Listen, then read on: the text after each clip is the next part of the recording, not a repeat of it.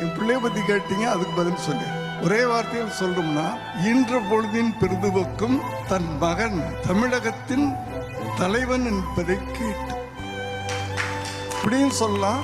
ஈன்ற பொழுதின் பெருதுவக்கும் தன் மகன் தமிழகத்தின் தொண்டன் என்பதை கேட்டு. தலைவன்றதை விட தொண்டு செய்யணும்னு ஒருத்தன் வந்திருக்கிறான்.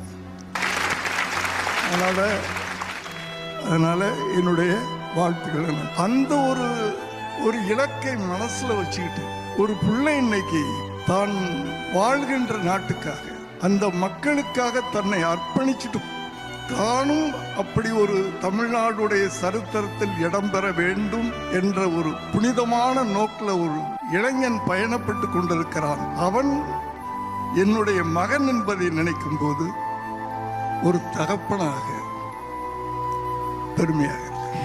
அப்பா, என் பிள்ளைய